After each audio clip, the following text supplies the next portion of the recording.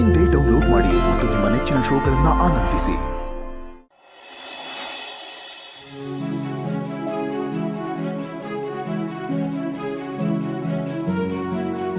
ಹಜ್ಬಂಡು, ನಿದ್ದೆ ಮಾಡೋದ್ ಬಿಟ್ಟು ಬೊಂಬೆ ಜೊತೆ ಎಲ್ಲಿ ಕೂತಿದ್ದೀರಾ?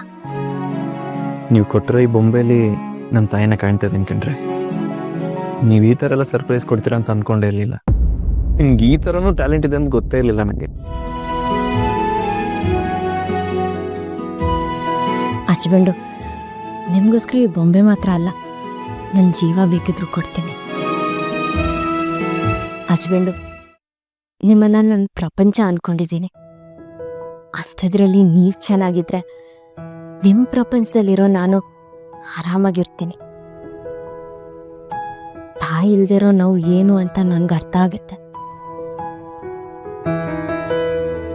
ಇವತ್ತು ನಿಮ್ಮ ಅಮ್ಮನ ಹುಟ್ಟಿದ ದಿವಸ ಅಂತ ಅಕ್ಕ ನೆನ್ನೆನೇ ಹೇಳಿದ್ರು. ಆಗ ಈ ಥರ ಮಾಡೋಣ ಅಂತ ನಾನೇ ಅಕ್ಕಂಗೆ ಹೇಳಿದೆ. ನನಗೋಸ್ಕರ ಇಷ್ಟೆಲ್ಲ ಮಾಡಿದಿರಲ್ಲ, ನಿಮ್ಮ ಋಣನ ಹೇಗ್ರಿ ತೀರಿಸ್ಲಿ? ಇದು ಋಣ ಅಲ್ಲ ಹಜ್ಬಂಡು, ನನ್ನ ಕರ್ತವ್ಯ. ನನಗೋಸ್ಕರ ಏನು ಬೇಕಾದರೂ ಮಾಡ್ತೀರಾ?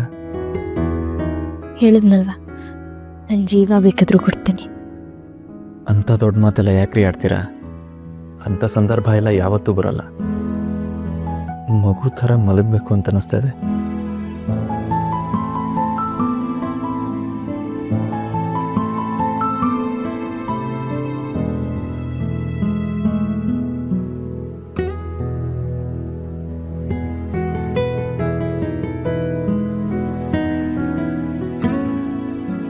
ಚಿಕ್ಕ ವಯಸ್ಸಲ್ಲಿ ಇದೇ ಥರ ಅಮ್ಮನ ಮಡ್ಲಲ್ಲಿ ಮಲಗಿದ್ದು ನೆನಪಾಗ್ತಾ ಇದೆ.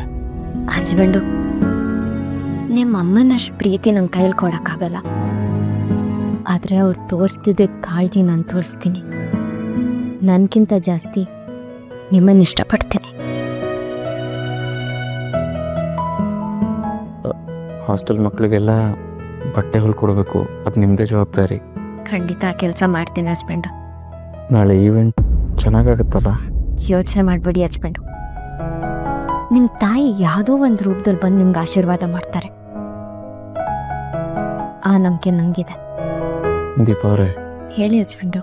ಅಮ್ಮ ನೀವು ಚಿಕ್ಕವನಾಗಿದ್ದಾಗ ಹಾಡು ಹೇಳಿ ಮಲಗಿಸ್ತಾ ಇದ್ರು, ನೀವು ಯಾವ ಥರ ಒಂದು ಹಾಡು ಹೇಳ್ತೀರಾ? ಹೇಳ್ತೀನಿ ಹಜ್ಬಂಡು.